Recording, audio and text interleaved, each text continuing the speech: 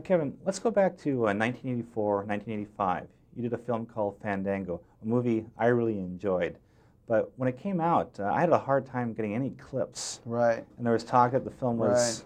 That's one of my favorite films of all time, and it has managed to live, even though in some ways the people that helped bring it to the screen buried it.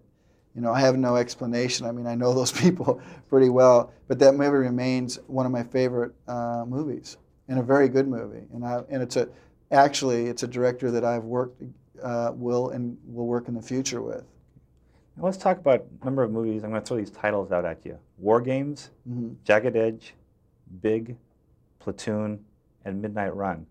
Now, those are all movies that they wanted you to play in. Right, right. Now, why did you pass on those? Well, I got out of War Games so that I could be in The Big Chill. Really smart move, huh? No, actually, Big Chill was one of the best moves that I'd ever made. You know, you can only do, if you're a lead in a movie, you can only do 2 movies a year, and you have to make the decisions, you know, about those movies. Big, I didn't want to get into a competition with 3 other movies. I knew it was a great movie and suggested it to people as a great movie, but you know, during those movies I made Bull Durham, Field of Dreams, Dances with Wolves, The Untouchables, No Way Out. So I don't feel bad about my list of movies next to those.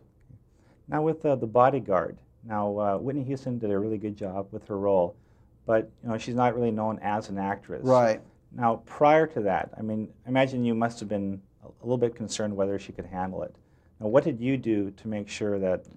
Well, it was a huge woman's role, and so anybody would have to really pay attention no matter what their experience was.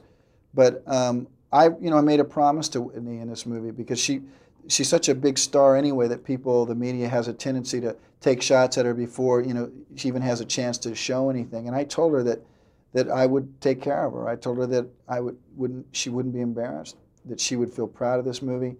And based on just that idea, that we've developed a real trust.